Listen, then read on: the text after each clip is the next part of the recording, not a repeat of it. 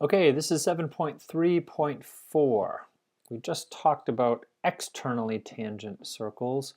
Now we're going to talk about internally tangent circles. And you can see the picture that I've created here on GeoGebra.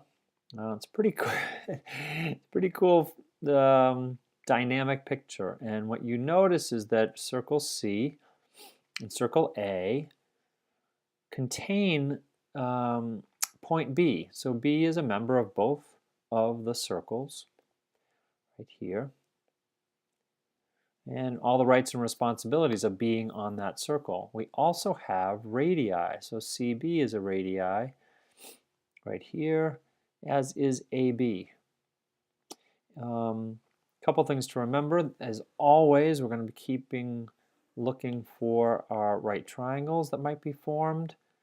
Right, so that let's say you've got a right triangle here, right? There's also another one here. So remembering that these two triangles, one's inside of the other, they are not similar, but they certainly are, one is contained within the other. They also have a common side of BE.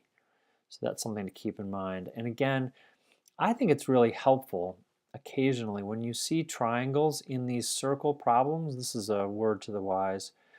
If you see a triangle in there, pull it out, right? Create your own picture or figure over here. And let's say that that's really important, that you needed to find out that, that this is the same side.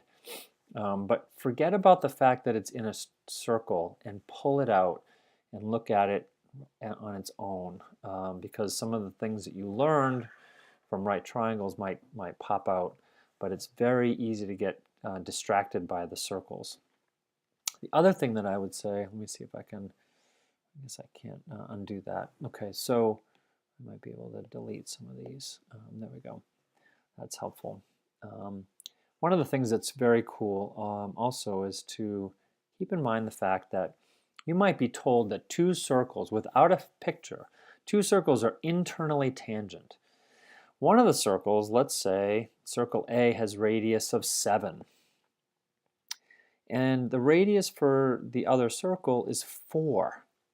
Now, that won't work here unless I pull C out a little bit, if you notice that, right? So if the radius AB is supposed to be 7, and the radius of CB is supposed to be 4, the diameter for circle C becomes 8. So it's got to be bigger. So the picture would look different. Whereas if the picture were, I don't know, if AB is 7 and CB is 1 or 2, then the circle would be inside here. You really have to put to mind your sense of common sense. And when you're drawing things, sometimes draw them to scale and then ask yourself what would happen. Like, for instance, we may end up way out here. Okay, and then what you label and what you mark as being part of the problem, really your ideas, your creativity is hampered if your picture is not great. So try to keep the picture the right way.